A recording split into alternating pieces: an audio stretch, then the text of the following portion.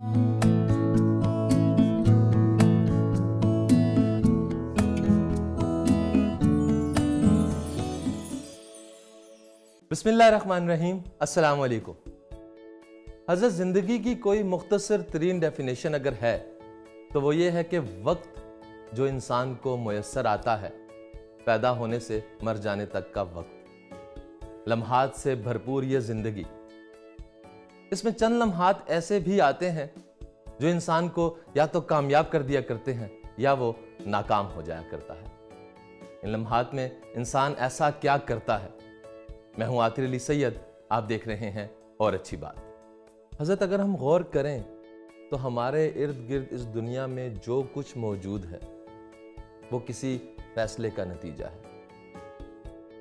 चाहे इंसान ने आज़ादी हासिल करनी हो या मुल्कों पर हुकूमत करने का फैसला करना हो, चाहे उसने कुछ इन्वेंशंस करनी हो, चाहे उसने घर आबाद करना हो, एक नौकरी करनी हो, एक कारोबार करना हो, यहां तक कि कायनात की तख्लीक से लेकर जज़ाओ सज़ा के दिन तक तमाम काम किसी न किसी फैसले का ही नतीजा है। तो ये फैसला हमारी जिंदगी में बहुत बड़ी अहमियत रखता है। डिसीजन मेकिंग हमारी जिंदगी पे असरअंदाज हुआ करती है। हज़रत, इंसान दीगर मखलूकात से एक मुख्तलिफ वजूद रखता है। वो ये कि वो अकल रखता है, उसका एक अकली वजूद है। वो चीज़ों को परखता है, जांचता है और उस मुनासबत से फैसला किया करता है, अडॉप्ट किया करता है। ये सलाहियत सिर्फ इंसान के पास है और इसी सलाहियत की बिना पर इंसान अपनी कोई पहचान बनाता है।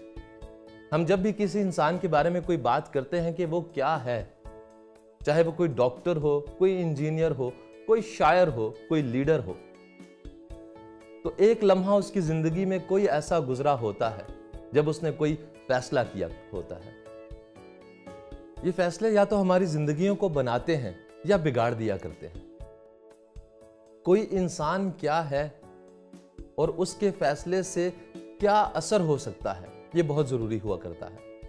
अगर हम देखें तो दुनिया में ऐसे भी फैसले हुए हैं जिन्होंने करोड़ों इंसानों को तबाह कर दिया, जैसा कि जंगें हुआ करती हैं, या आज़ादी के फैसले, या ऐसे फैसले जिसमें हम मुल्क तश्कील देते हैं।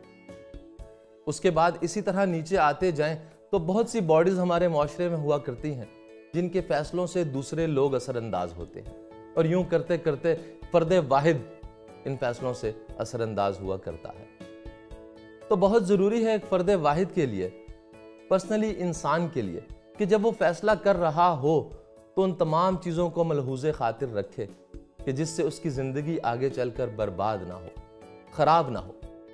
हर इंसान की ये ख्वाहिश हुआ करती है कि वो कामयाब हो जाए। उसके लिए बहुत ज़रूरी है कि वो जो फैसला कर रहा है उसको परख ले, हालात को देख ले कि वो हालात के मुताबिक ही कर रहा है, आगे जाकर क्या नताइज हासिल होंगे। ये बड़ा ज़रूरी है कि जब हम फैसला कर रहे होते हैं तो हमें ये दोनों चीज़ें देखनी होती हैं कि जो गोल हम हासिल करना चाह रहे हैं उसका बेस्ट केस सिनेरियो क्या है और वर्स्ट केस सिनेरियो क्या है।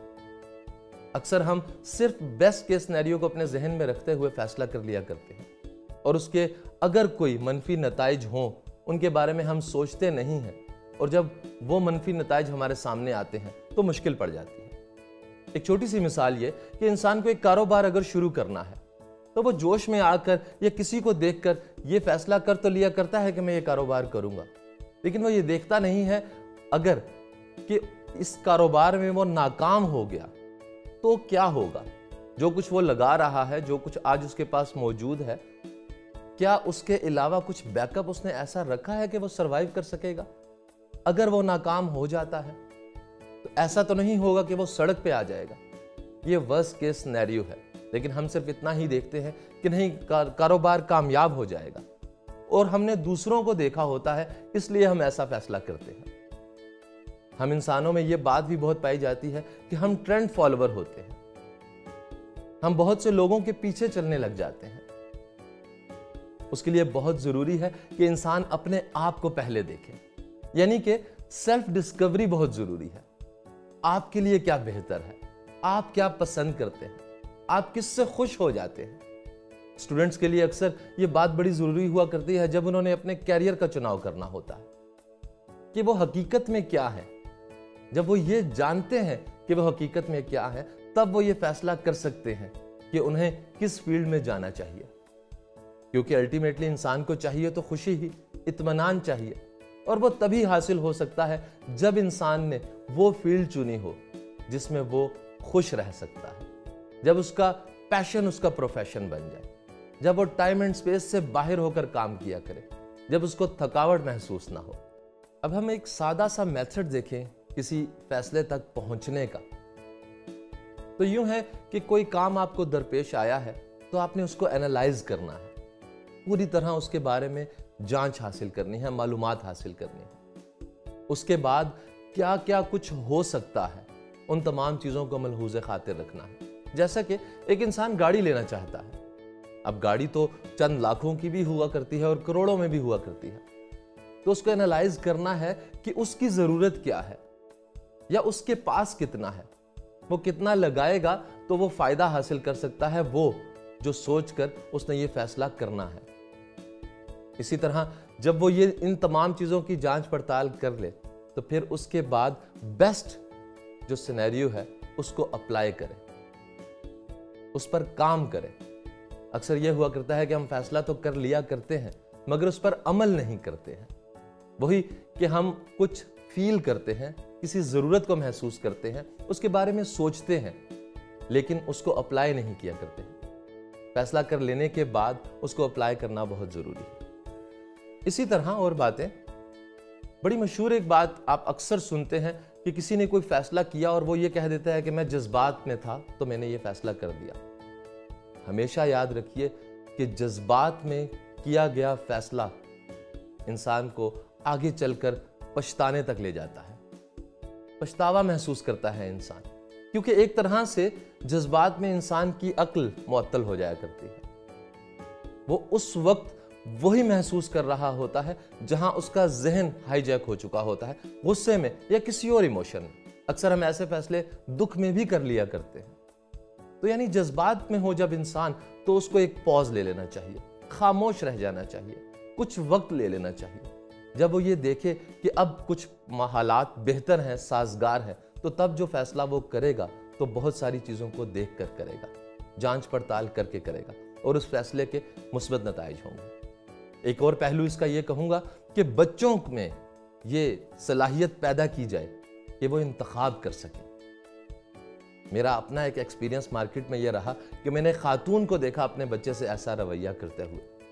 वहाँ पर कुछ खिलौने मौजूद थे और उस बच्चे ने खिलौना लेने की जिद की, बल्कि जिद नहीं कहेंगे, उसने एक दो दफ़ा ही कहा। उसकी वालदा ने उसके सामने 2-3 खिलौने रख दिए और उसको कहा कि सोचो आपको क्या चाहिए और कौन सा चाहिए और आप इससे क्या करोगे। और मैंने खुद ये देखा कि वो बच्चा बहुत देर सोचता रहा और फिर आखिर उसने इंतखाब किया।